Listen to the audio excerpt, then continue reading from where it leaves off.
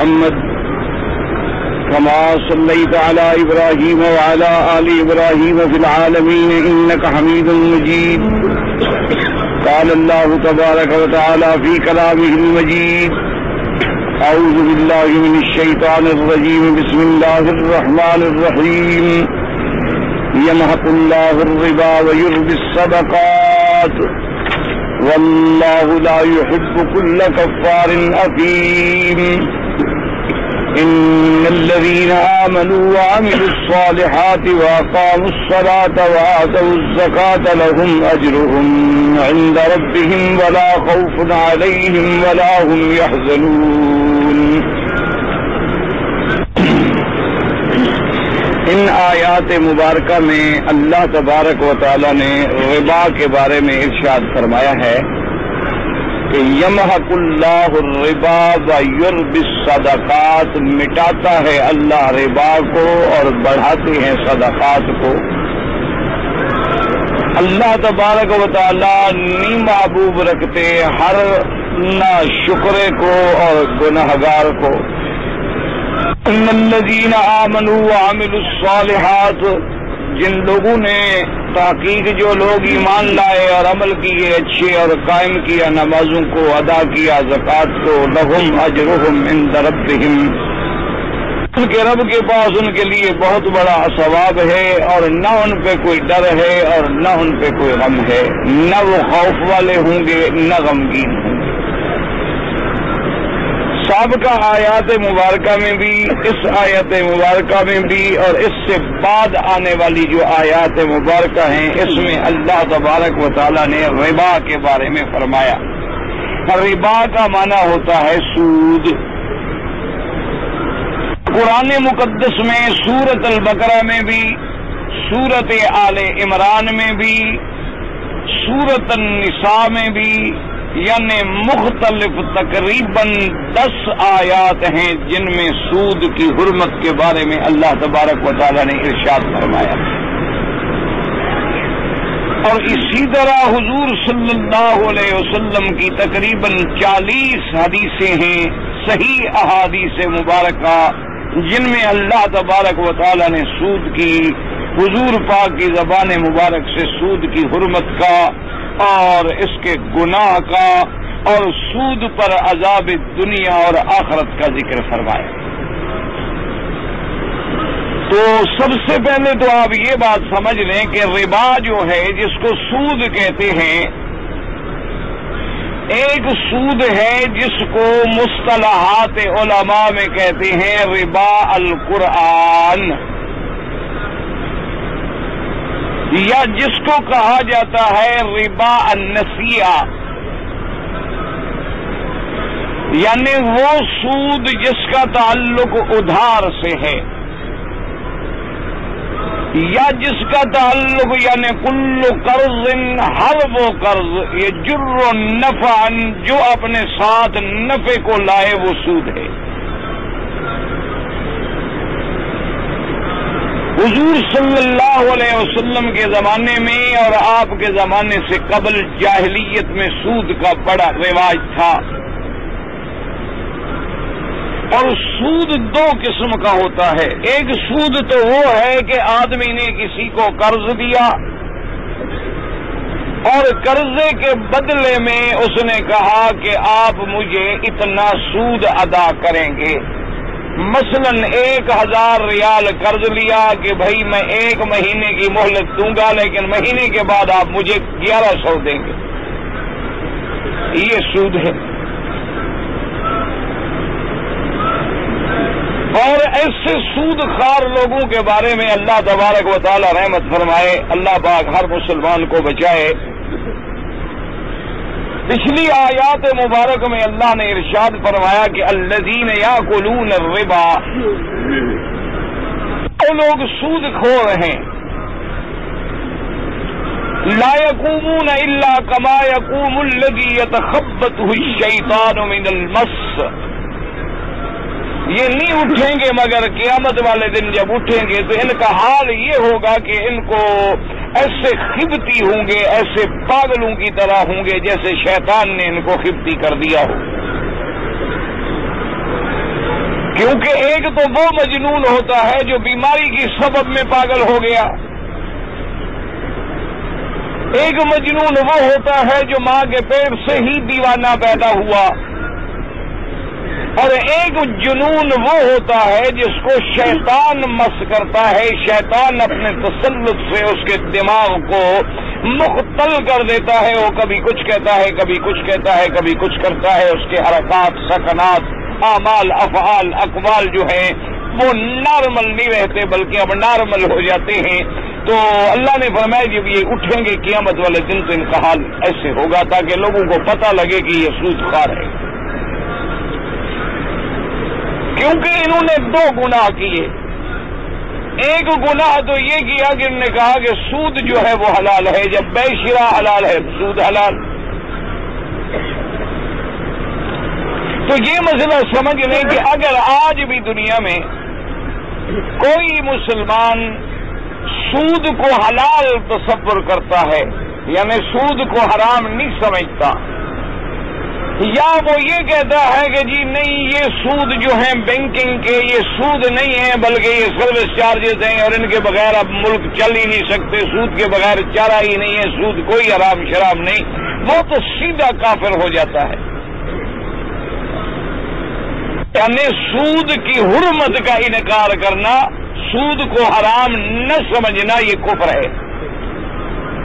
ایک یہ ہے کہ وہ کہتا ہے کہ سود حرام ہے، سود کو گناہ سمجھتا ہے، حرام بھی سمجھتا ہے، لیکن سودی کاروبار کرتا ہے تو یہ شخص جو ہے فاسق اور فاجر ہے، یہ کبیرہ گناہ میں مرتکب ہے، اور یہ اتنا بڑا گناہ ہے کہ ایک صحیح حدیث مبارک میں آتا ہے کہ سود کا جو تعامل ہے وہ 36، اگر سود کا ایک درہم کوئی لے لے، یعنی ایک ریال سمجھے لے لے، تو ایک درہم سود کا جو ہے 36 مرتبہ زنا کرنے کے برابر گناہ ہے،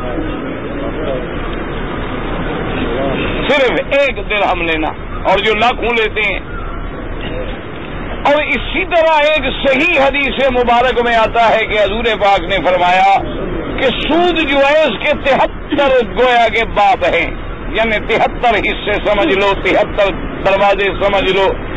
تو فرمایا سب سے ادنا گناہ جو ہے سود خوار کا وہ ایسے ہے جیسے کوئی شخص اپنی ماں کے ساتھ زنا کرے۔ اور اسی طرح حضور پاک صلی اللہ علیہ وسلم نے فرمایا کہ اتقوا، بچو لوگوں، ان 7 الموبقات، 7 گناہ جو بندے کو برباد کر دینے والے ہیں، ہلاک کر دینے والے ہیں، فرمایا ان 7 گناہوں سے بچا کرو۔ اس میں حضور پاک نے شمار فرمایا کہ سب سے بڑا گناہ جو ہے الاشراک باللہ، اللہ کے ساتھ شرک کرنا، کسی بندے کا ناحق قتل کرنا، اور اسی میں حضور پاک نے شمار فرمایا کہ سود کھانا، والدین کی نافرمانی کرنا، کسی پاک باز عورت پہ تہمت لگانا، فرمایا یہ ایسے گناہ ہیں کہ جب بندے میں آ جائیں تو بندے کو برباد و ہلاک کر دیتے ہیں۔ اور اسی طرح حضور پاک صلی اللہ علیہ وسلم نے فرمایا کہ مجھے دکھلایا گیا کہ ایک نہر ہے اور خون کی بھری ہوئی ہے۔ حضور صلی اللہ علیہ وسلم کو معراج کی رات میں اللہ تبارک و تعالی نے عالم برزخ میں جو عذاب ہو رہے ہیں ان کا نمونہ دکھلایا، اصل عذاب تو عالم آخرت میں شروع ہوگا۔ حضور پاک نے فرمایا صلی اللہ علیہ وسلم نے کہ مجھے دکھلایا گیا کہ ایک خون کی نہر ہے بھری ہوئی، اور اس میں ایک آدمی زور لگاتا ہے، تیرتا ہے، اور جب وہ کنارے تک پہنچتا ہے تو کنارے پہ ایک بندہ کھڑا ہے جو پتھر مارتا ہے اس کے منہ میں، اور پھر وہ چلا جاتا ہے واپس نہر میں، پھر تیرتا ہے، کوشش کرتا ہے نکلنے کی، لیکن جب وہ کنارے کے قریب آتا ہے پھر وہ پتھر مارتا ہے۔ تو میں نے جبریل سے پوچھا اس کو کس جرم کی سزا ہے؟ حضور صلی اللہ علیہ وسلم کی خدمت میں عرض کیا حضور یہ سود کھانے والا ہے۔ اسی طرح میرے آقا نے فرمایا کہ مجھے یہ بھی دکھلایا گیا راج والی رات میں کہ بعض بندے ایسے ہیں جن کے پیٹ اتنے بڑھ گئے ہیں جیسے بڑا کمرہ ہوتا ہے، اور ان کے اندر سانپ اور بچھو بھرے ہوئے ہیں جو نظر آ رہے ہیں۔ تو میں نے جبریل علیہ السلام سے پوچھا کہ یہ کون لوگ ہیں؟ فرمایا یہ بھی سود خوار ہیں، سود کھانے والے۔ تو اللہ تبارک و تعالی نے ایک تو یاد رکھیں کہ سود حرام ہے۔ اب حضور صلی اللہ علیہ وسلم نے مزید بھی وضاحت فرمائی کہ ایک تو سود ہے نا جی، قرض دینا اور زیادہ پیسے لینا، یہ تو واضح بات ہے، اس میں تو کوئی شبہ ہی نہیں، اس کے اندر تو کسی کو کوئی شبہ نہیں، اس کو اللہ نے حرام کیا۔ ایک سود حضور پاک نے اور بھی 6 چیزیں بتلا دی کہ ان 6 چیزوں کا بھی خیال رکھنا، ان میں اگر کمی زیادتی کرو گے تو یہ بھی سود بن جائے گا۔ ان 6 چیزوں میں میرے آقا نے کیا چیزیں بیان فرمائی؟ فرمایا ایک سونا، دوسرا چاندی، تیسرا گیہوں گندم، چوتھا جو، پانچواں کھجور اور چھٹا انگور۔ یاد رکھ لیں یہ 6 چیزیں جو ہیں ان میں اگر برابر لو تو ٹھیک ہے، لیکن اگر کمی بیشی کر لو تو سود بن جائے گا۔ کیا مانا؟ ایک آدمی کہتا ہے کہ جی مجھے آپ 1.25 من گندم دیں تب میں آپ کو 1 من گندم دوں گا، کیونکہ میری گندم جو ہے وہ کوالٹی کے اعتبار سے زیادہ بہتر ہے، تو اس میں کمی بیشی کرنا جو ہے یہ بھی سود ہے۔ اسی طرح جو میں، اسی طرح کھجور میں، اسی طرح انگور میں، اور اسی طرح سونے اور چاندی میں کہ جی آپ مجھے مثلا 1 تولہ دیں گے، 1.25 تولہ دیں گے، میں تب آپ کو 1 تولہ دوں گا۔ تو یہ کمی بیشی جب ہوگی سونے میں بھی، ہاں سونا برابر ہے کوئی سود نہیں، چاندی برابر ہے کوئی سود نہیں، لیکن جب کمی بیشی آپ کریں گے تو سود ہو جائے گا۔ اور یاد رکھو ان 6 چیزوں کی ادھار کرنا بھی سود ہے۔ کوئی آدمی کہے کہ جی مجھے سونا جو ہے آپ دے دیں ادھار، آج مجھے آپ 10 تولے سونا دے دیں ادھار پر، اور قیمت مثلا ہو گئی 5,000 ریال، میں آپ کو 6 مہینے کے بعد 5,000 ریال دوں گا، تو یہ سود ہے۔ حالانکہ جو قیمت طے ہوئی ہے وہی دے رہا ہے، قیمت طے ہو گئی تھی آج 5,000 ریال، لیکن حضور نے فرمایا کہ سونے کو، چاندی کو ادھار پہ بیچنا، یا گندم کو، جو کو، کھجور کو، انگور کو ادھار پہ بیچنا چاہیے، یہ بھی سود ہے، کیونکہ اس کی قیمت خود بخود کم بڑھتی جاتی رہتی ہے۔ تو جب قیمت بڑھے گی یا کم ہوگی تو کمی بیشی تو آ گئی خود بخود۔ آج آپ نے سونا لیا ہے 10 تولے 5,000 کے مل گئے، 6 مہینے کے بعد ہو سکتا ہے 6,000 کے بھی نہ ملے، یا ہو سکتا ہے 4,000 کا ہو جائے۔ اس لیے ان 6 چیزوں کو بھی اپنے دماغ میں رکھ لیں کہ یہ بھی سود ہے۔ اب مسئلہ یہ بنا تھا کہ جب سود کے منع کا حکم آ گیا تو اس وقت یہ حکم دیا گیا بھی جو پہلے گناہ ہو گئے وہ معاف۔ اب یہ مسئلہ بھی بن گیا تھا کہ بھی اگر فرض محال سود جو ہے، جیسے جو آیات ہم پڑھ رہے ہیں، بنو ثقیف اور بنو مخزوم 2 قبیلے تھے، دونوں قبیلے تھے، اور دونوں قبیلوں میں سے ایک قبیلہ جو ہے بنو مخزوم کا وہ مسلمان ہو گیا۔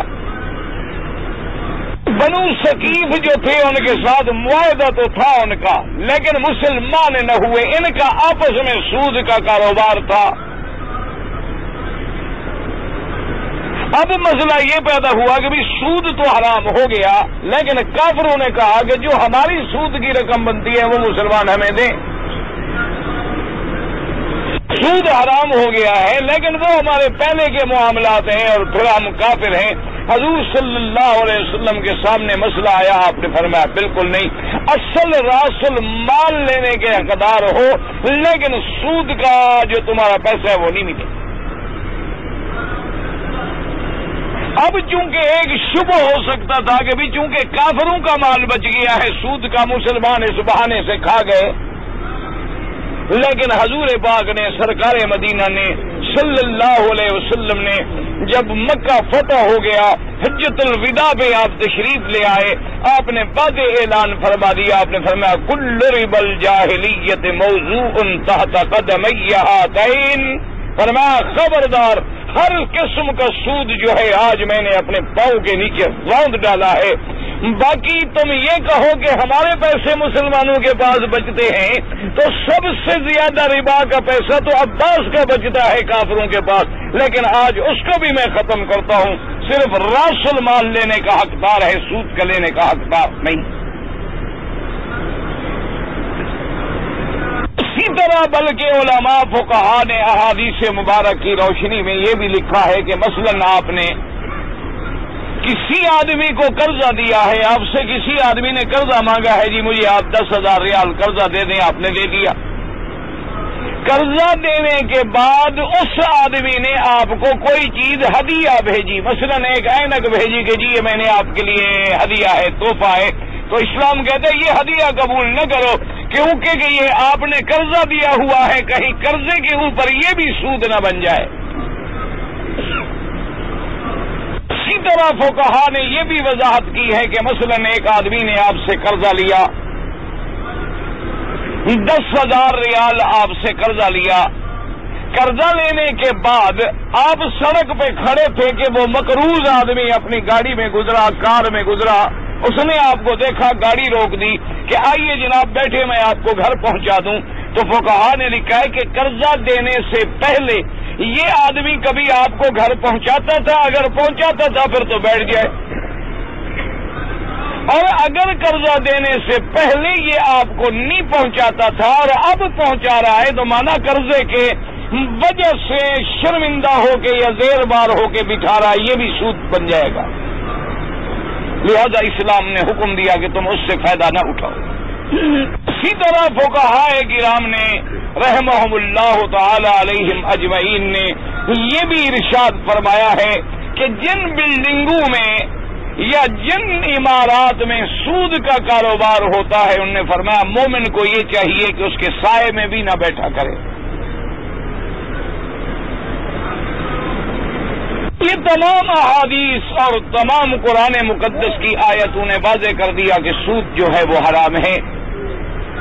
اب سود کے بارے میں کوئی بہانہ بنائے، کوئی تعویذیں کرے، اسی لیے میرے آقا نے فرمایا کہ اللہ تبارک و تعالی یہودیوں پہ لعنت کرے، لعن اللہ الیہود، حضور نے فرمایا کہ اللہ یہودیوں پہ لعنت فرمائے کہ اللہ نے ان پہ شہم جو تھی، چربی جو ہوتی ہے نا جی، جانور کی چربی، اللہ نے ان پر حرام کر دی کہ تم چربی نہیں کھا سکتے ہو۔ بطور سزا ان کے لیے ایک چیز کو حرام کر دیا گیا۔ فَبِظُلْمٍ مِّنَ الَّذِينَ هَادُوا، انہوں نے چونکہ ظلم کیا تھا، اللہ کی نعمتوں کی ناشکری کی تھی، اپنے جانوں پر ظلم کیا، اللہ نے بھی بعض پاکیزہ چیزیں ان پر حرام کر دی۔ تو اب یہودیوں نے کیا بہانہ نکالا؟ انہوں نے یہ بہانہ تجویز کیا کہ وہ چربی کو اپنا آگ پہ رکھ کے گھی بنا لیتے اور گھی کو بیچ لیتے یا گھی کو استعمال کر لیتے۔ وہ کہتے جی چربی حرام ہے، گھی تو ہم پر حرام نہیں ہے۔ تو اس لیے حضور نے فرمایا کہ اللہ یہودیوں پر بھی لعنت کرے۔ اشارہ اس طرف تھا کہ بعض لوگ سود کے نام بدل کر اس کا نام سروس چارجز رکھ کے یا اس کا نام مارک اپ رکھ لیں گے یا اس کا نام اور کوئی خوبصورت سا تجویز کر لیں گے، لیکن لاکھ نام بدلتے رہے، اللہ تو جانتا ہے دلوں کے احوال کو کہ سود کھا رہے ہیں۔ اب جو آیت ہم نے پڑھی ہے اس میں سنیں کہ اللہ نے فرمایا کہ یمحق اللہ الربا، محاق کا معنی ہوتا ہے مٹا ڈالنا۔ اللہ سود کو مٹا دیتے ہیں اور صدقات کو بڑھا دیتے ہیں۔ اب دیکھیں کہ بظاہر جو ہے معاملہ بالکل برعکس ہے۔ صدقات و خیرات میں ظاہر کے اعتبار سے مال گھٹتا ہے کہ آپ کے پاس 1,000 ریال تھے، آپ نے 100 ریال خیرات کر دی تو باقی 900 بچ گئے۔ سود میں بظاہر مال بڑھتا ہے کہ آپ نے 1,000 ریال دیا اور مہینے کے بعد 1,100 لے لیے تو لہذا 100 بڑھ گیا، لیکن اللہ فرماتا ہے کہ نہیں، سود مٹا دیتے ہیں ہم اور خیرات کو بڑھا دیتے ہیں ہم۔ تو اس مٹانے اور بڑھانے کا کیا مقصد ہے؟ اس کے بارے میں مفسرین کرام نے محدثین اعظام نے سب سے پہلی جو محققانہ بات کی ہے وہ یہ ہے کہ اس کا مقصد ہے عالم آخرت میں کہ قیامت والے دن اللہ سود کو مٹا دیں گے، باطل کر دیں گے، کوئی فائدہ نہیں، کوئی نفع نہیں، کوئی ثواب نہیں، بلکہ جہنم کا ذریعہ بن گیا۔ اس سے بڑی بربادی کیا ہو سکتی ہے؟ اور اللہ خیرات کو بڑھا دیں گے کہ جس نے جو خیرات دی ہوگی اس کے بدلے میں اللہ اس کو جنت کی نعمتیں عطا فرمائیں گے۔ انہوں نے فرمایا اس مٹا دینے اور بڑھا دینے کا معاملہ ہے آخرت میں، کیونکہ یہ دنیا دار العمل ہے اور آخرت جو ہے وہ دار الجزا ہے۔ ہر صلہ ہر بدلہ آخرت میں ملتا ہے۔ اور بعض علماء کرام نے، مفسرین اعظام نے، محدثین کرام نے، اللہ ان کی قبروں پہ کروڑوں رحمتیں فرمائے، انہوں نے کہا بات بالکل ٹھیک ہے کہ اصل تو اللہ سود کو مٹا دیں گے، خیرات کو بڑھا دیں گے آخرت میں، لیکن کبھی کبھی اللہ دنیا میں بھی کچھ نہ کچھ نظارہ دکھا دیتے ہیں۔ یہ ضروری نہیں کہ ہر بندے کو دکھا دیں، بلکہ کسی خاص واقعے میں اللہ دکھا دیتے ہیں کہ سود کھانے والا برباد ہو گیا اور اللہ کے راستے میں لٹانے والا جو ہے وہ کامیاب ہو گیا۔ کبھی کبھی اللہ دنیا میں بھی نمونہ دکھلا دیتے۔ اور اسی پر علماء متاخرین نے لکھا ہے کہ اگر ہم آج بھی ٹھنڈے دل سے غور کریں تو مثلا حلال کھانے والا، زکوٰۃ دینے والا، خیرات کرنے والا، تجارت کرنے والا اگر کبھی گھاٹا بھی پڑ جائے تو ایسے برباد نہیں ہوتا جیسے سود والے برباد ہوتے ہیں۔ انہوں نے کہا سود والے جو ہیں، جو سٹے کا کاروبار کرتے ہیں، سود کا کاروبار کرتے ہیں، آپ دیکھیں گے کہ صبح وہ کروڑ پتی تھا اور شام کو فٹ پاتھ پہ آ گیا، کروڑوں کے گھاٹے ہو گئے، ایک سٹے کے اندر کروڑوں روپے ڈوب گئے۔ تو انہوں نے کہا اللہ تبارک و تعالیٰ کبھی دنیا میں بھی دکھلا دیتے ہیں کہ جتنی جلدی بربادی ان پہ آتی ہے اتنی جلدی تاجر پہ نہیں آتی۔ تو یمحق اللہ الربا ویربی الصدقات۔ اچھا، بعض لوگوں کو جو شبہ گزرتا ہے کہ دیکھو جی سود کھانے والے تو بڑے بڑی عمارتیں ہیں، بڑے بڑے بینک ہیں اور ان کے لیے تو بڑی ترقی ہے، اور جن ملکوں میں، کافروں کے ملک میں جہاں سارا کام ہی سود سے چل رہا ہے، وہ ملک کتنی ترقی کر گئے ہیں۔ اس چیزوں کو سامنے رکھ کر مسلمانوں کو دھوکہ دیا جاتا ہے کہ ان کی ترقی سود کی وجہ سے ہے اور تمہاری بربادی جو ہے شاید سود کے نہ لینے کی وجہ سے ہے، حالانکہ معاملہ بالکل غلط ہے۔ اب مجھے بتلائیں، ٹھنڈے دل سے اللہ کے کعبے میں ہیں الحمدللہ، بغیر کسی بات کے، بغیر کسی اعتراض کے، خالی ذہن ہو کر ٹھنڈے دل سے سوچیں کہ جن غریب ملکوں کو یہ بڑے بڑے ملک جو ہے کافروں کے قرضہ دیتے ہیں سود پہ، ایمان سے کہیں فرعون کے چنگل سے آج تک وہ ملک نکل سکے؟ جس ملک نے مثلا سود، ملک کا صرف جو آپ کا غریب ملک ہے اس کا حساب لگا لیں، ہمیں تو اعداد و شمار کا اتنا پتہ نہیں ہوتا، نہ ہم حساب کرنے والے لوگ ہیں، یعنی آپ اپنی کمائی کا تقریباً جو ہے 50% سے بھی زیادہ صرف سود دینے میں ادا کر رہے ہیں، اصل قرضہ موجود ہے۔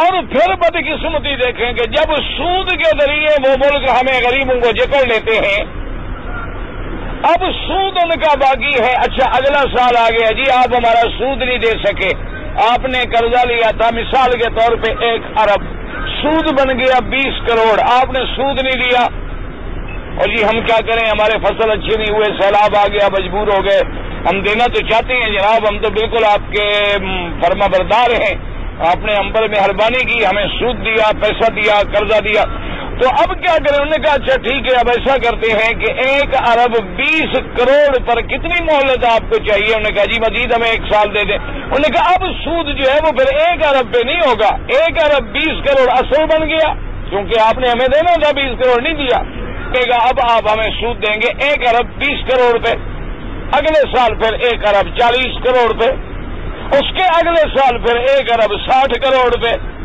سود بڑھتا چلا جا رہا ہے، کم ہوتا نہیں آتا اور اصل قرضہ موجود ہے۔ اچھا، جب ہم پر یہ دباؤ پڑا تو اب ہمارا ملک میں کاروبار چلانے کے لیے ہم کیا کریں؟ پیسہ تو ہے نہیں، تو اب جناب یہ ہوا کہ ہم نے اپنے نوٹ جو ہیں وہ اپنی قوت سے زیادہ چھاپنے شروع کیے۔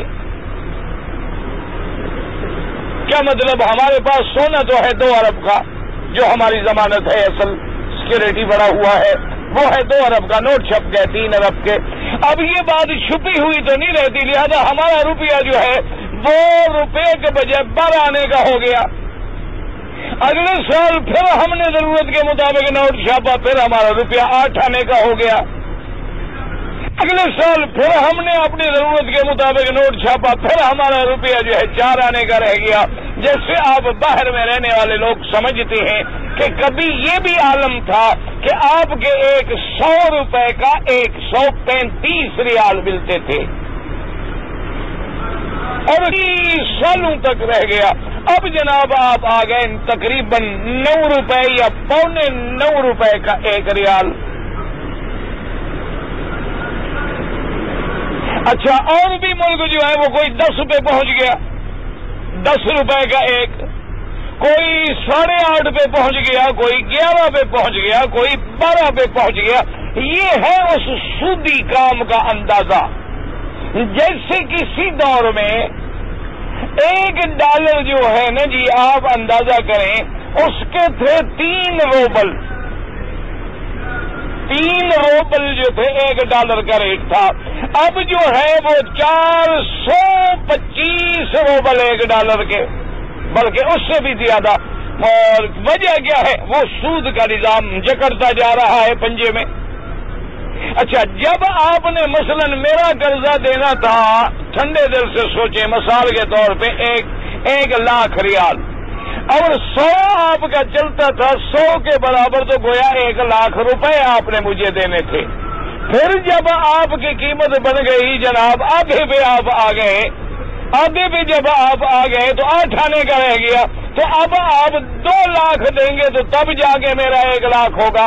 پھر آپ جناب 3 پہ آ گئے، 3 لاکھ، اب آپ مجھے 9.25 لاکھ دیں گے تب میرا 1 لاکھ ریال اترے گا۔ میرا قرضہ تو وہی 1 لاکھ ریال ہے، لیکن آپ جو اتنا دبتے چلے جا رہے ہیں، اتنی قیمت آپ کی ویلیو کم ہوتی جا رہی ہے، اتنا قرضہ آپ پر چڑھتا جا رہا ہے۔ اچھا، جتنا قرضہ چڑھتا جا رہا ہے، سود خود بخود وہ تو آٹومیٹک، وہ تو ایک مشین ہے، بٹن دبا دیا ہے آپ نے، چل رہی ہے، وہ آپ کے خلاف بنا رہی ہے، اس میں کمی آنے کا سوال پیدا نہیں ہوتا۔ تو اب اسی سے آپ بتائیں کہ سود نے ملکوں کو ربا نے برباد کیا یا نیچے سے پکڑ کے کھڑا کر دیا؟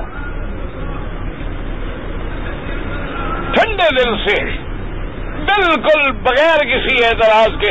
اچھا، جن ملکوں کو اللہ نے اپنا پیسہ دے دیا، تیل دے دیا، سونا دے دیا، کوئی ڈائمنڈ دے دیا، کوئی معدنیات دے دیے، انہوں نے غیر ملکوں سے سود نہیں لیا، وہی ملک ترقی پہ رہے۔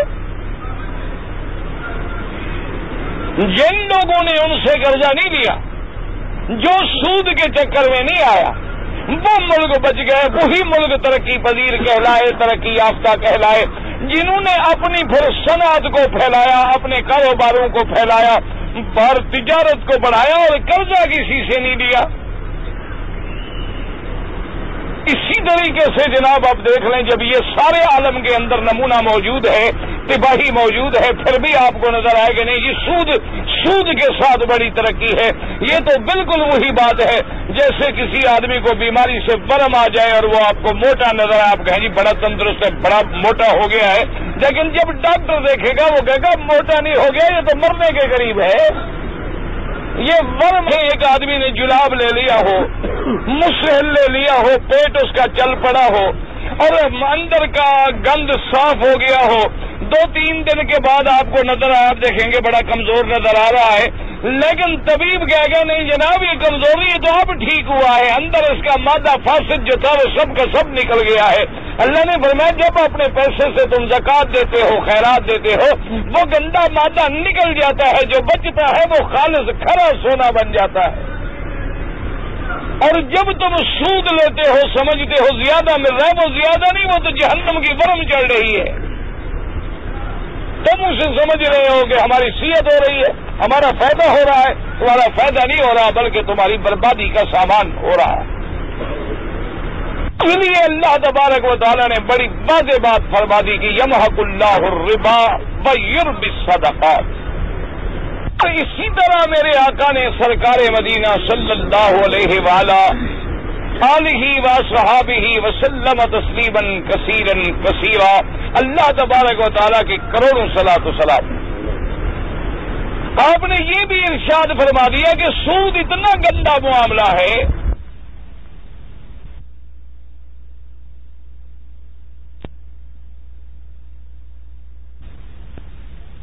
سود لینے والے پر بھی لعنت ہے، سود کے گواہی دینے والے پر بھی لعنت ہے، سود کے لکھنے والے پر بھی لعنت ہے، اور سود کے نظام کے اندر وکالت کرنے والے پر، سنبھالنے پر، ذمہ داری لینے والے پر بھی لعنت ہے۔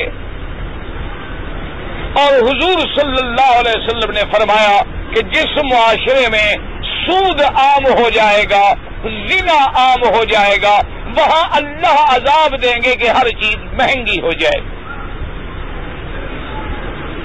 اور میں جس معاشرے میں یہ دو چیزیں آ جائیں گی، ایک سود اس معاشرے میں آ جائے گا اور ایک اس معاشرے میں بے حیائی آ جائے گی، زنا آ جائے گا، فحاشی آ جائے گی، فرمایا پہلا عذاب کا ایک قسم یہ ہے کہ ان پہ اللہ عذاب مسلط کریں گے کہ ہر چیز مہنگی ہو جائے گی۔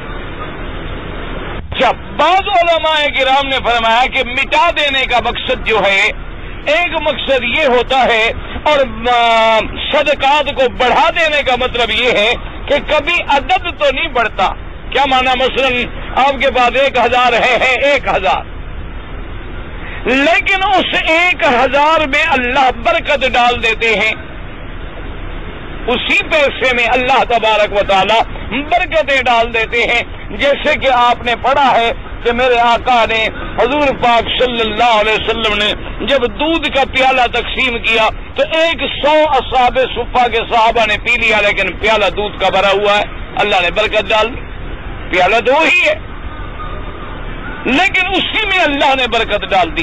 تو حلال کے پیسے میں خیرات کر دینے سے، زکوٰۃ دے دینے سے اللہ اس پیسے میں برکت ڈال دیتی ہے، ہمیں نظر نہیں آتی۔ وہ برکت کیسے ڈال دیتی ہے؟ اللہ نے آپ کے گھرانے کو بیماری سے بچا لیا، اور سود خار کے گھرانے میں بیماری آ گئی، اور بیماری پہ لاکھوں روپے لگ گئے۔ وہی بیماری تمہارے گھر میں بھی آ سکتی تھی، لیکن تمہیں اللہ نے محفوظ رکھ لیا، تو اس تھوڑے پیسے میں برکت ہو گئی کہ تم مصیبتوں سے بچ گئے۔ الحمدللہ یہدینا ویہدیکم اللہ ویصلح بالکم۔ اور اسی طریقے سے علماء کرام نے فرمایا، اللہ پاک ان کے کروڑی رحمتیں فرمائے، کہ یہ جو تاثر دیا جاتا ہے کہ جی بینکنگ کے نظام کے بغیر پوری دنیا کا نظام نہیں چل سکتا، یہ بالکل جھوٹ ہے۔ آپ دیکھیں کہ میرے آقا کے زمانے سے لے کر خلفائے راشدین کے دور تک، یعنی جس دور میں یہ ربا نہیں تھا، سود نہیں تھا، سود کی کوئی قسم نہیں تھی، اللہ نے اسلام کو اتنی ترقی دی کہ حضرت عثمان کے زمانے کے اندر 22 لاکھ مربع میل پہ اسلام کے پرچم لہرا گئے۔ اور جس دن سے تم نے سود کے ساتھ ترقی کی ہے تو آپ خود دیکھ لیں کہ آپ کی ترقی کا کیا حال ہے، آپ کے امن کا کیا حال ہے، آپ کی معاشرت کا کیا حال ہے، معیشت کا کیا حال ہے، ہر طرف تباہی ہے، بربادی ہے، لیکن لوگ سمجھنے کے لیے تیار نہیں۔ تو اس لیے اب یاد رکھیں کہ الحمدللہ اب تو اللہ کی رحمت ہے، کوئی یہ بات نہیں کہہ سکتا کہ سود کے بغیر بینک نہیں چل سکتے۔ یعنی اب تو دنیا میں تقریباً 72 ایسے بینک ہیں جو بغیر سود کے کاروبار کر رہے ہیں، اور وہ سب سے زیادہ کامیاب ہیں۔ کیسے ہو سکتا ہے کہ اللہ ایک چیز کو حرام قرار دے دیں اور اپنے بندوں کو دنیا کے اندر یعنی زندہ رہنے کے لیے، کام کرنے کے لیے دوسرا راستہ بھی عطا نہ فرمائے؟ یہ ہو سکتا ہے؟ اللہ کے عدل سے یہ بات بعید ہے۔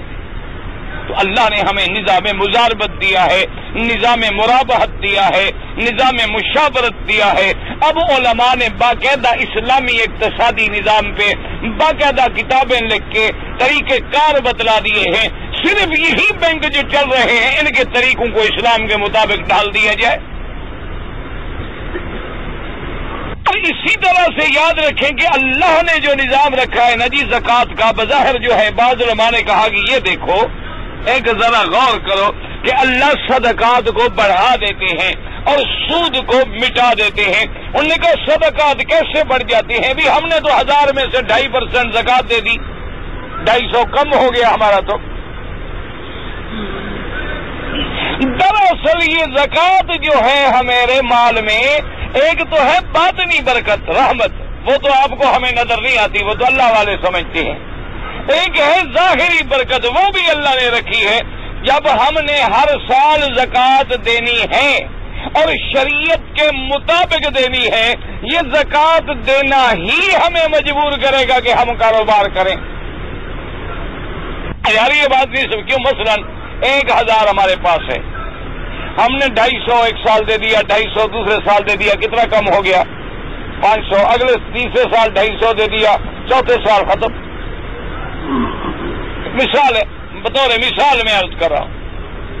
تو اب لازمی بات ہے کہ ہمارے دماغ میں آئے گا کہ بھی اللہ کی زکوٰۃ تو فرض ہے، وہ تو ہم نے دینی، لہذا ہم پیسے کو کاروبار میں لگائیں، بڑھے تاکہ ہم زکوٰۃ بھی دیں اور ہمارا کام بھی چلے۔ تو پھر اس پیسے کو ہم پابند نہیں کریں گے، ہم کام میں لگائیں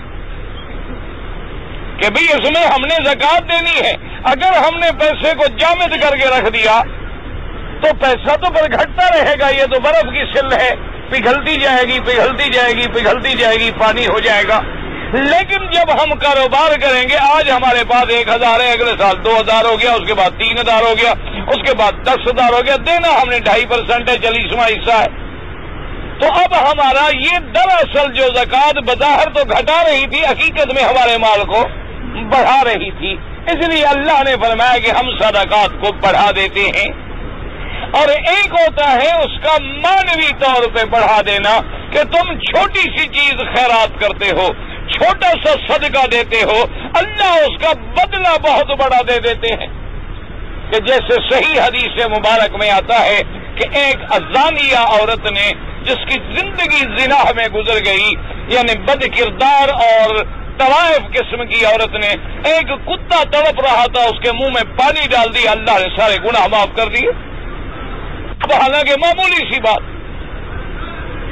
اچھا اسی طرح آپ دیکھیں کہ آپ نے کسی کو قرضہ دیا ہے 1000 ریال 1 مہینے تک، اللہ فرماتے ہیں ملائکہ میرے بندے نے جو قرضہ دیا ہے اور بغیر کسی سود کے، بغیر کسی لالچ کے، میرے بندے کے حساب میں روزانہ 1000 ریال خیرات لکھتے رہو۔ حالانکہ 1000 ریال تم نے قرضہ دیا ہے اور 1 مہینے کے بعد وہ تمہیں مل جانا ہے، لیکن اللہ فرماتے ہیں ملائکہ کو کہ میرے اس بندے کی غربت کو سامنے رکھ کے اس نے قرضہ دیا ہے، اور لالچ کوئی نہیں، سود کوئی نہیں، پیسے اس نے زیادہ کوئی نہیں لینے، اس کو روزانہ 1000 صدقے کا ثواب دو۔ اچھا نمبر 1 مہینہ گزر گیا، وہ مقروض آ گیا، اس نے کہا کہ جناب میرے پاس پیسے نہیں ہیں، میرا اللہ جانتا ہے میں دینا چاہتا ہوں لیکن نہیں ہے۔ اس نے کہا اچھا ٹھیک ہے کوئی بات نہیں، اور فَنَظِرَةٌ إِلَىٰ مَيْسَرَةٍ، تمہیں 1 مہینہ اور چھٹی ہے، 1 مہینے کے بعد دے دینا۔ اللہ فرماتے ہیں اب میرے بندے نے میعاد کے بعد جو مدت بڑھائی ہے تو اب اس کو دوگنا صدقے کا ثواب لکھو، یعنی روزانہ 2000 ریال صدقے کا ثواب لکھتے چلے جاؤ۔ تو اس لیے صدقات بڑھ گئے اور حرام جو ہے وہ ختم ہو گیا۔ یمحق اللہ الربا ویربی الصدقات، اللہ تبارک و تعالی نے ربا کو مٹا دیا اور صدقات کو بڑھا دیا۔ اسی طرح سے یاد رکھیں اگر آپ لوگوں کی آواز ہے یا آپ کی کوئی شناسائی ہے یا آپ کے پاس قلم ہے، آپ لکھ سکتے ہیں۔ ہم غریب مولویوں کی فریاد تو کوئی سنتا نہیں۔ آپ جتنے اسلامی ملک ہیں یا جہاں جہاں آپ کی آواز پہنچ سکتی ہے، آپ کوشش کریں جب تک اسلامی ملکوں سے یہ ربا کی لعنت، یہ سود کی لعنت ختم نہیں ہوگی، اسلامی ملک کبھی اپنے پاؤں پہ کھڑے نہیں ہو سکتے، نہ وہ کبھی زندہ ہوں گے اور نہ اللہ تبارک و تعالیٰ کی طرف سے ان پر کوئی رحمتیں آئیں گی، نہ اللہ تبارک و تعالیٰ کی طرف سے ان کے فصلات میں ان کے ذرائع میں، ان کے اسباب میں برکتیں ہوں گی۔ آج ہماری بدقسمتی ہے، آج ہم امن ڈھونڈتے ہیں لیکن دشمن کے ذریعے۔ دشمن کبھی امن کر دے گا؟ تو اس کی مثال ایسے ہے کہ جیسے کوئی ڈاکو کسی گھر پہ قبضہ کر لے، اور ہم چند بھائی تھے، مثلا ہماری آپس میں لڑائی ہو گئی، ڈاکو نے قبضہ کر لیا۔ اب کافی عرصے کے بعد ہم بھائیوں نے اتفاق کیا، عقل آئی کہ اللہ کے بندے ہماری لڑائی میں فائدہ کیا ہوا، مکان میں تو ڈاکو بیٹھ گیا، ہم اکٹھے ہوں، ہم سب نے سلو کر لی، اکٹھے ہو گئے اور ڈاکو کے پاس آئے کہ جی اب ہم سب اکٹھے ہو گئے، مہربانی کرو آپ جائیں۔ اس نے دیکھا کہ اب تو سب کٹھے ہو گئے، اب میں ان کٹھے کا مقابلہ تو نہیں کر سکتا، میں نے تو ان کو لڑا دیا تھا نا، ایک میرے ساتھ ایک اس کے ساتھ، ایک میرے ساتھ ایک اس کے ساتھ۔ انہوں نے کہا ٹھیک ہے جی ہم نکلتے ہیں۔ جب وہ سامان اٹھانے لگا ہم نے کہا اچھا بات سنو، تم جا تو رہے ہو لیکن ہم 4 بھائی ہیں، جاتے جاتے یہ مکان ہمیں تقسیم کر کے دے جاؤ، تمہارے جانے کے بعد ہم نہ لڑتے رہیں۔ کہ بھی تم تو ٹھیک ہے جا رہے ہو، تم تو ٹھیک ہے، تم تو ڈاکو تھے نا، تم تو غاصب تھے، قابض تھے، زبردستی ہماری جائیداد پہ بیٹھ گئے تھے، وہ تو ٹھیک ہے، تمہیں تو ہم نے نکال دیا، تم راضی بھی ہو گئے جانے پر، لیکن جانے سے پہلے اتنی مہربانی کرو کہ تمہارے بعد پھر ہماری لڑائی نہ ہو جائے، آپ ہمارے ساتھ مہربانی کریں، حکم بن جائیں اور ہم 4 بھائیوں کو جائیداد تقسیم کر دیں۔ آپ ایمان سے کہیں جب وہ ڈاکو تقسیم کرے گا تو وہ تقسیم کیسی ہوگی؟ تو اب ہم اگر ملک لینا چاہیں تو ہم کب دشمن سے کہیں کہ جی ہمیں تقسیم کر دو؟ ہمارے پاس اگر امن نہ ہو تو ہم دشمن سے کہیں کہ جی ہمارے گھر میں لڑائی ہو رہی ہے، جھگڑا ہو رہا ہے، ہمارے بھائی لڑ پائے ہیں آپس میں، اور باپ باہر جا کے دشمن کو لے آئے کہ میرے بیٹے لڑکے آؤ ذرا مہربانی کرو، ان کو ٹھنڈا کرو، ان کو ذرا امن کروا دو، وہ آگے اور تیل ڈالے گا آگ پہ، امن کروائے گا۔ وہ تو چاہتا ہے کہ تم لڑ کے مر جاؤ۔ آج جتنی ملکوں میں لڑائیاں ہو رہی ہیں، ایمان سے کہیں مذہب کے نام پہ ہو رہی ہوں، یا قومیت کے نام پہ ہو رہی ہوں، یا لسانیت کے نام پہ ہو رہی ہوں، یا اقتدار کے نام پہ ہو رہی ہوں، یہ سب لڑائیاں کیا ہے کہ دشمن کا ہر جگہ ایک فتنہ بیٹھا ہوا ہے، وہ جب آگ بجھنے پہ آتی ہے تو تھوڑی سی مٹی کا تیل اور ڈال دیتا ہے، اور پھر بعد میں بیٹھ کے تسبیح پڑھتا رہتا ہے، بھائی نہ لڑو یار، خدا کے لیے نہ لڑو، عقل کرو بابا، انسان ہو مت لڑو۔ تو ہم سمجھتے ہیں دیکھو بھی ہمیں نصیحت کر رہا ہے نا کہ نہ لڑو، خیر خواہ ہے تو کہہ رہا ہے نا، ہمارا خیر خواہ نہ ہوتا تو ہمیں کہتا نہ لڑو۔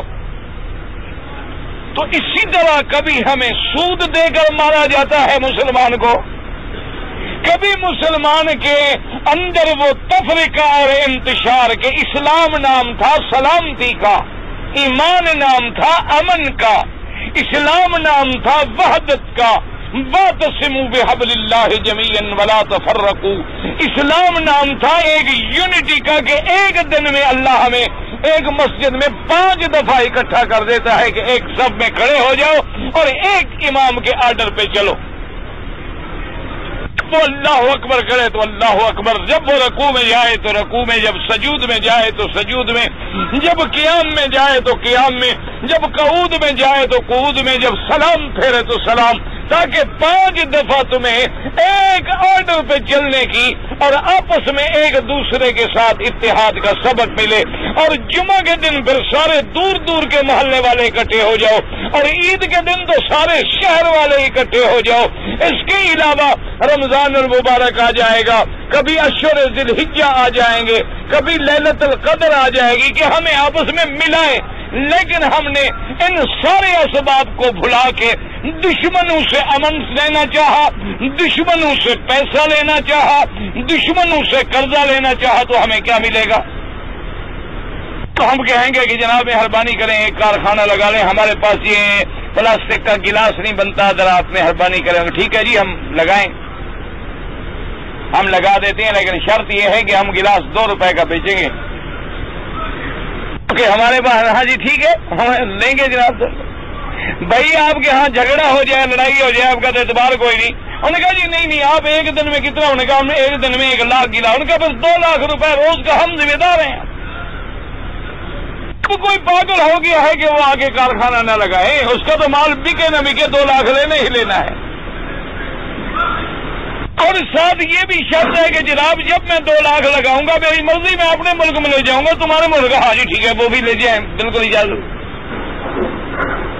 اس لیے سوچیں کہ اسلام ہمیں کیا کہتا ہے اور کفر ہمیں کیا کہتا ہے، اور ہم اسلام کو چھوڑ کے اللہ کے قرآن کو چھوڑ کے آج بربادیوں کے اس مقام پہ پہنچ گئے ہیں جس کو قرآن نے بتایا وَكُنْتُمْ عَلَىٰ شَفَا حُفْرَةٍ مِّنَ النَّارِ، کہ تم جہنم کے کنارے پہ کھڑے تھے لیکن اللہ نے کھینچ لیا۔ دعا کرو اب اللہ پھر ہمیں جہنم سے کھینچ لے، ورنہ ہم بالکل اب ہلاکت کے گڑھوں پہ آ گئے ہیں۔ مسلمان کلمے پڑھنے والے سے ایمان سے کہو یہ توقع ہو سکتی ہے کہ وہ کسی مسلمان کو قتل کر دے؟ بھائی یہودی کر دے تو ٹھیک بات ہے، یہودی ہے دشمن ہے، عیسائی کر دے ٹھیک بات ہے سمجھ آتی ہے دشمن ہے، ہندو کر دے سمجھ آتی ہے بات، سکھ کرے سمجھ آتی ہے بات، قادیانی کرے سمجھ آتی ہے بات، لیکن مسلمان کلمہ پڑھنے والا، ایک مسجد، ایک خدا، ایک قرآن، ایک دین، ایک نبی، اور مسلمان کو قتل کر دے کوئی سوال ہی پیدا نہیں ہو سکتا ہے۔ وجہ کیا ہے؟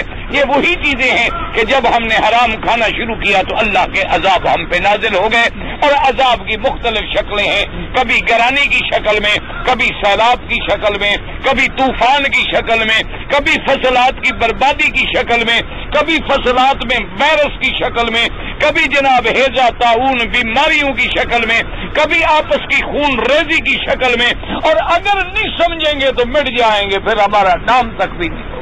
وَيَسْتَبْدِلْ قَوْمًا غَيْرَكُمْ ثُمَّ لَا يَكُونُوا أَمْثَالَكُمْ۔ اللہ فرماتی ہے مجھے کوئی ضرورت نہیں ہے، اگر تم نہیں سمجھو گے تو میں تمہارے بجائے ایک اور قوم پیدا کر دوں گا، میرے خزانے میں کیا کمی۔ اس لیے اللہ نے فرمایا کہ وَاللَّهُ لَا يُحِبُّ كُلَّ كَفَّارٍ أَثِيمٍ۔ اب 2 لفظ آئے، ایک کفار اور ایک اسیم، یاد رکھو کفار کا معنی کفر، اسیم کا معنی اسم گناہگار۔ تو اس لیے علماء نے فرمایا کہ یہ اشارہ ہو گیا کہ جو سود کو حلال کہتا ہے وہ تو کافر ہے، اور جو حلال نہیں کہتا لیکن پھر بھی کھاتا ہے وہ گناہگار ہے، فاسق ہے، فاجر ہے، توبہ کرے اور اپنے آپ کو اس عذاب سے نکالے۔ اور بالکل میرے آقا کی حدیث مبارک ہے، اور آمنا وصدقنا، حضور کے فرمان جو ہے ہمارا ایمان ہے، ہمارا عقیدہ ہے کہ اللہ کے نبی کا فرمان کبھی غلط نہیں ہو سکتا۔ حضور نے فرمایا ایک وقت آئے گا کہ ہر بندہ جو ہے وہ سود کھائے گا، اور سود نہیں کھائے گا تو سود کا دھواں اس کی ناک میں ضرور پہنچے گا، یعنی اتنا بڑا تھوڑا بہت فائدہ تو وہ بھی اٹھا لے گا کہ چلو سود نہ کھایا لیکن دھواں جو ہے وہ ناک میں پہنچ گیا۔ اب اس کے بعد اللہ فرماتے ہیں ان الذین آمنوا وعملوا الصالحات، جن لوگوں نے توبہ کی، ایمان لے آئے، لیکن شرط یہ ہے کہ پھر عمل صالح بھی کیے، دلیل بنے۔ یہ تو نہیں کہ صرف کہہ دیں کہ ہم مسلمان، ہم مسلمان، ہم مسلمان، صرف مسلمانی کا دعویٰ کرنے سے مسلمان نہیں ہو سکتا۔ دعوے کرنے سے اگر مسلمان ہوتے تو پھر تو ساری دنیا مسلمان ہو سکتی تھی۔ فرمایا عمل الصالحات، اس کے اعمال جو ہے دلالت کریں کہ باقی یہ مومن ہے، اس کے عمل بھی ایمان والے، قول بھی ایمان والا، تصدیق بھی ایمان والی۔ اگر وہ ایسا کریں گے فرمایا لہم اجر واقاموا الصلاۃ، اور شرط یہ ہے کہ وہ نمازوں کو قائم کریں گے، وآتوا الزکاۃ، اور زکوٰۃ کو ادا کریں گے۔ ایک ہے زکوٰۃ نکالنا نہیں، زکوٰۃ ادا کرنا۔ ادا کرنے کا معنی کیا ہے کہ صحیح مستحق کو تلاش کر کے زکوٰۃ پہنچانا۔ یاد رکھو لوگ سمجھتے ہیں اور جی ہم نے زکوٰۃ کے پیسے نکال دیے ہیں، جی نکال کے علیحدہ رکھ دیے، اور زکوٰۃ نکالنے کی پابندی نہیں، تمہیں زکوٰۃ دینے کی پابندی ہے، زکوٰۃ ادا کرنے کی پابندی ہے۔ جیسے نماز پڑھنے کا حکم نہیں، نماز قائم کرو۔ قائم کرنے کا کیا معنی ہے کہ وقت پہ پڑھو، قائم کرنے کا کیا معنی ہے کہ نماز کے ارکان، شروط، احکام پورے ادا کرو، تب جناب نماز قائم ہوگی۔ اسی طرح زکوٰۃ کا حکم ہے کہ غریبوں کو تلاش کر کے، مستحقین کو تلاش کر کے زکوٰۃ ان کو پہنچاؤ، تب تمہاری زکوٰۃ ادا ہوگی۔ اس کے بعد فرمایا جو ایسا کریں گے یعنی نمازیں بھی قائم کریں گے، زکاتیں بھی ادا کریں گے، لہم اجرہم عند ربہم، ان کا ثواب ان کے رب کے پاس ہے۔ وہ چاہتے ہیں تو کبھی کبھی دنیا میں بھی عطا فرما دیتی ہیں، ورنہ اصل ثواب جو ہے وہ آخرت کے اندر ہے۔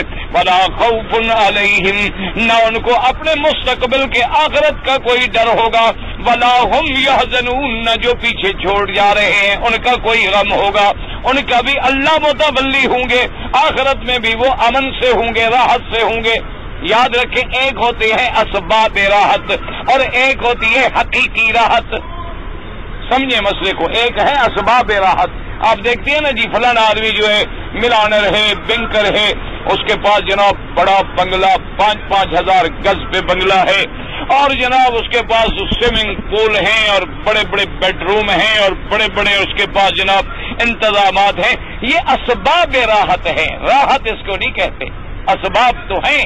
راحت تو یہ ہوتی ہے جیسے مثلا آپ سونے کے لیے دیکھتے ہیں نا، بستر بچھاتے ہیں، کمرہ ہے، ایئر کنڈیشن ہے، پنکھا ہے، یہ اسباب راحت ہیں۔ راحت تو وہ ہے کہ اللہ تمہیں سکون دے، آرام دے اور آرام کی میٹھی نیند سو جائیں، وہ ہے راحت اصلی ظاہری، اور اصلی راحت ہے جنت میں پہنچنا۔ اب یہ اسباب راحت ان کے دیکھ کے تم للچارے رہتے ہو، لیکن تمہیں پتہ نہیں ان کو نیند نصیب بھی ہے کہ نہیں ہے، تو گولیاں کھا کے بھی نہیں سو سکتے۔ ان کو تو جناب ویلیم کے تم 10 ڈوزیں کھلا دو، 10 انجیکشن لگا دو، پھر بھی آدھے گھنٹے کے بعد اٹھ کے بیٹھ جائیں گے۔ ان کے مقابلے پہ تو وہ کروڑ درجہ مزدور بہتر ہے نا، جو حرم کے باہر ٹھنڈے پتھر پہ سو جاتا ہے، آرام مزے کی نیند لے کے فریش ہو کے اٹھتا ہے۔ اس کو راحت ملی ہے، اس کو اسباب راحت تو ملے ہیں لیکن راحت نہیں ملی۔ جیسے کوئی بڑی سی بڑی ہاسپٹل میں چلے جائیں اور کوئی یہ کہے کہ جناب ماشاءاللہ دل کرتا ہے بس بیماری رہے، بڑی خوبصورت ہسپتال ہے، کتنے قیمتی پلنگ ہیں اور کتنے بہترین ڈاکٹر ہیں اور کتنی جناب خوبصورت عورتیں ہماری خدمت پہ ہیں، کوئی پاگل کہے گا اچھا تم بیمار ہونا چاہتے ہو اس لیے کہ بھی ہسپتال بڑے ہیں؟ تم جو عقل والا ہے وہ کہے گا اللہ مجھے شفا دے، یا مجھے آنے سے بھی محفوظ رکھ، مجھے یہاں مت لیا، اللہ مجھے صحت دے، اللہ مجھے عافیت دے، اللہ تبارک و تعالیٰ مجھے کبھی یہاں نہ لے آنا۔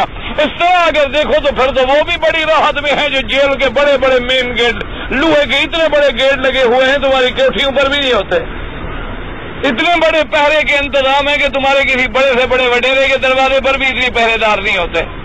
پھر وہ بھی کہیں کہ جی ہم بھی بڑے مزے میں ہیں، پہرے دار ہیں، گن مین ہیں، باقاعدہ جناب وقت پہ سائرن بجتے ہیں، وقت پر ہمیں ٹہلایا جاتا ہے، وقت پہ ہمیں کھانا کھلایا جاتا ہے۔ جو عقل مند آدمی ہوگا وہ کہے گا اللہ مجھے اس جیل سے بھی پناہ دے، اس کے اندر آنے سے بھی پناہ دے، میں باہر سڑک پہ سو جاؤں گا لیکن مجھے جیل سے بچا، اللہ تبارک و تعالیٰ مجھے اس عذاب سے بچا۔ تو ان لوگوں کے پاس بھی اسباب راحت تو ہے، راحت صرف مومن کے پاس ہے۔ من یؤمن باللہ یہد قلبہ الذین فرمایا الا بذکر اللہ تطمئن القلوب، اگر تمہیں دلوں کا سکون چاہیے تو پھر اللہ کی یاد میں آ جاؤ، اللہ تمہیں بھی نصیب کرے، اللہ مجھے بھی نصیب کرے۔ حضور کے زمانے میں 60 عورتیں تھیں اور 12 مرد تھے، اور وہ میلاد کرتے تھے، ان کے نام لکھ کر بھجوا دیں اور حدیث بھی لکھ کر بھجوا دیں تاکہ ہمیں بھی پتہ لگ جائے وہ 60 کون سے تھے۔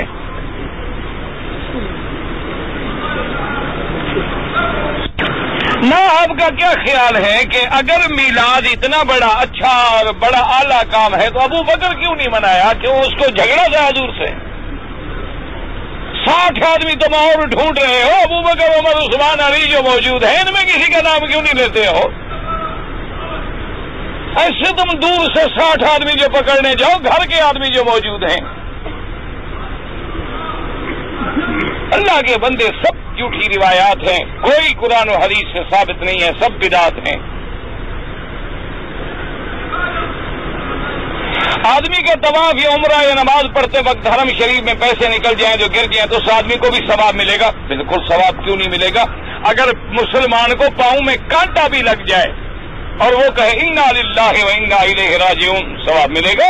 اللہ بالکل ثواب دیں گے، ثواب کیوں نہیں ملے گا؟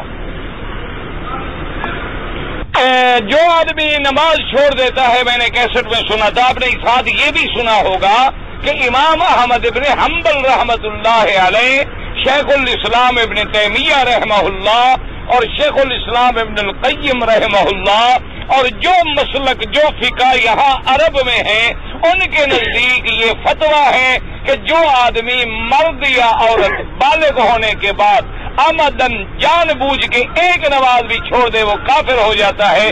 اگر مرد نے چھوڑا مرد کافر ہو گیا, عورت نے چھوڑی نماز عورت کافر ہو گئی. جب دونوں کافر ہو گئے تب بھی نکاح ختم, ایک کافر ہو گیا تب بھی نکاح ختم. تو ان کے نزدیک تو بالکل نکاح ختم ہو جاتا ہے. اور بلکہ وہ یہ فرماتے ہیں کہ اگر اسی ترک صلاۃ میں وہ بندہ مر جائے اس کا جنازہ بھی نہ پڑھو اور مسلمانوں کے قبرستان میں اس کو دفن بھی نہ کرو. اور باقی ائمہ کے نزدیک وہ فاسق فاجر ہوتا ہے, کفر کے قریب چلا جاتا ہے. اگر آپ اچھی طرح کیسٹ سنتے سمجھ آ جاتا. پتہ نہیں میرا بہنوئی جو ہے حبیب بینک میں کام کرتا ہے اور وہ میرے لیے کبھی کپڑے بھیجتا ہے اور کبھی لباس بھیجتا ہے, کوئی بات نہیں, وہ تو اپنی نوکری کے پیسے لیتا ہے, وہ تو سود نہیں لیتا غریب, اس کے پیسوں کو کیوں حرام کر رہے ہو؟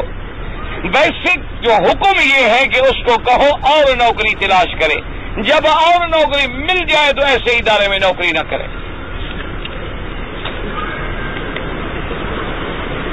حضور پاک نے جو حج کا وفد بھیجا تھا اس کے امیر حضرت ابو بکر تھے. بی بی اسما جو ہیں حضور صلی اللہ علیہ وسلم کی بی بی عائشہ کی بہن ہیں.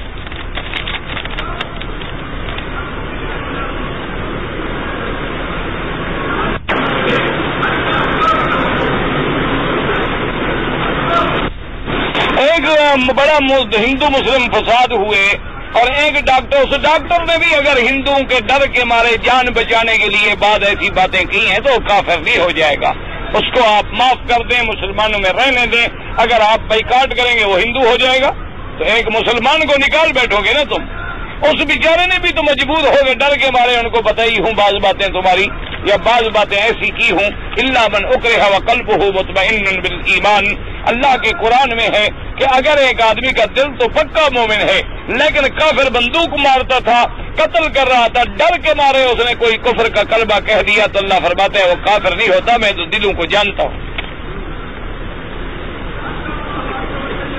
میں رہتا ہوں الباحہ میں 400 کلومیٹر دور ہے. میں اکثر جدہ جاتا رہتا ہوں. جدہ جانے سے آپ کے لیے عمرہ کوئی ضروری نہیں.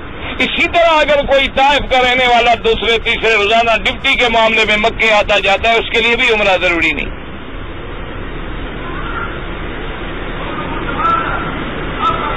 یزید ابن معاویہ کی فوج کے قائد نے مکے کو گھیرا, کعبہ مشرفہ کی دیوار ٹوٹ گئی. یہ غلط آپ کو کسی نے کہا ہے, یہ آپ کو کسی نے غلط کہا. یہ تو حجاج کے دور کی بات ہے, یزید ابن معاویہ کے دور کی بات نہیں ہے. سارے دکاندار 5 ریال کا سامان 20 ریال میں بولتے ہیں. دیکھو بھائی بے شرا کے اندر جو ہے نا یہ بات, یہ سمجھے یہ سود نہیں ہوتا. سود وہ ہے کہ پیسہ میں نے دیا ہے وقت کے بدلے میں پیسہ لے رہا ہوں. یہ تو میں نے کہا کہ یہ گلاس ہے جی میں 20 کا بیچتا ہوں, آپ کو قبول ہے, لے لینی ہے نہ لے. یہ تو میں چیز بیچ رہا ہوں چاہے. ہاں اس میں بھی ایک حکم ہے شریعت کا کہ لا ضرر ولا ضرار, ایسا نفع نہ کرو کہ دوسرے کو نقصان پہنچاؤ اور ایسا بھی نہ کرو کہ تمہاری ذات کو بھی نقصان پہنچے, یعنی ایک حد اعتدال رکھو. لیکن اگر فرض محال کسی نے 5 ریال کی اینک لی اور 20 کی بیچ دی لیکن تم نے 20 میں قبول کی ہے لہذا یہ حلال ہے اور میں نے تمہیں چیز دی ہے, میں نے مفت تو پیسہ نہیں دیا, بدلے میں چیز دے رہا ہوں. اس کے اور اس میں بڑا فرق ہے. نماز میں جب ہم سبحانک اللہ پڑھتے ہیں اس کے بعد اعوذ باللہ, آپ نے بالکل اگر نماز پڑھنی ہے اور اکیلے ہیں احناف کے نزدیک تو آپ تعوذ بھی پڑھیں گے, بسم اللہ بھی پڑھیں گے, فاتحہ بھی پڑھیں گے. امام کے پیچھے ہیں تو بس ثنا پڑھ کے خاموش ہو کے کھڑے ہو جائیں گے. حنفی حضرات, شافی جو ہیں وہ امام کے پیچھے بھی پڑھیں گے. اگر 2 گلاس پانی کی طلب ہو تو 6 گھونٹ میں پئیں یا دونوں گلاسوں کو 3 گھونٹ میں ختم کریں. گلاس جب 2 ہے تو ہر گلاس کو 3 دفعہ کر کے پئیں گے. سجدہ صحابہ تحیات کے بعد درود شریف کے بعد, ہاں دونوں طریقے جیسے احناف کے نزدیک وہ بھی حدیث میں ثابت ہے, جیسے یہ حضرات سلام سے پہلے سجدہ صاحب کر کے بعد میں سلام پھیرتے ہیں یہ بھی ثابت ہے. اگر ہماری 1 رکعت نکل گئی امام صاحب کے پاس پھر 3 پڑھی تو 1 رکعت میں آپ کھڑے ہو کے, بعض علماء احناف کہتے ہیں خاموش کھڑے رہیں فاتحہ کی دیر, بس پھر بیٹھ جائیں, پھر 2 رکعت میں اسی طرح خاموش کھڑے رہیں. بعض ائمہ فرماتے ہیں کہ نہیں، آپ فاتحہ بھی پڑھیں اور ایک سورت بھی پڑھیں، لہذا آپ کی پہلی 2 رکعتیں ہو گئی، آخری 2 رکعتوں میں صرف فاتحہ پڑھیں۔ میرے والدین نے میری بیٹی کا نام جوہرہ رکھا ہے، کوئی بات نہیں، ٹھیک ہے، جوہرہ موتی کو کہتے ہیں، ٹھیک بات ہے، کوئی منع نہیں۔ ویسے بھی عرب میں یہ رواج ہوتا تھا، یہ مردوں کے نام تو رکھتے تھے ایسے کہ اس میں روب اور دہشت پیدا ہو، اور لڑکیوں کے نام رکھتے تھے جس میں لطافت اور اچھائی اور خوبصورتی اور جمال پیدا ہو۔ تو کوئی جوہرہ اچھا نام ہے، کوئی برا نام نہیں۔ زکوٰۃ کے پیسوں سے میں کتابیں خرید کے مدرسے میں دے سکتا ہوں؟ بالکل نہیں دے سکتے۔ زکوٰۃ کے پیسے سے کتاب خریدنا، مسجد بنانا، مدرسہ بنانا سب ناجائز ہے۔ اس کا آسان حل ہے کہ کتابیں تو تم طالبوں کو دینا چاہتے ہو نا، کہ پیسے تم طالب کو دے دو، وہ جا کے کتاب خرید لو۔ اگر مسجد میں جماعت ہو جائے تو آدمی گھر میں نماز پڑھ سکتا ہے۔ اگر مسجد میں اور دوسری مسجد نہیں ہے یا اور کسی جگہ جماعت ملنے کی امید نہیں رہی تو اپنے گھر میں کھڑا ہو کے بیوی بچوں کو پیچھے کھڑا کر کے جماعت کر لے اپنی، تاکہ جماعت کے ثواب سے محروم نہ ہو جائے۔ اگر آدمی ناپاک حالت میں ہے تو کچھ کھا پی سکتا ہے بالکل، لیکن ہاتھ منہ دھو کے، استنجا کر کے، ہاتھ منہ دھو کے، کلی وغیرہ کر کے کھا سکتا ہے۔ افضل یہی ہوتا ہے کہ آدمی غسل کرے اور بعد میں کھائے۔ جادوگر کسی کو جادو سے نقصان پہنچا سکتے ہیں، حضور پاک کو پہنچا دیا تو ہم آپ کیا ہیں؟ جادو ہے لیکن کفر ہے، حرام ہے۔ دعا کریں اللہ ہر مسلمان کو جادو کے فتنے سے بچائے۔ اسے جادو سے نقصان ہو سکتا ہے۔ یہ میں نے نہیں سمجھا، ختم دینا صحیح ختم، یہ جو ہمارے یہاں رواج ہے، ختم شریف، ختم کبیر، ختم صغیر، سب بدعت ہے۔ میں عمر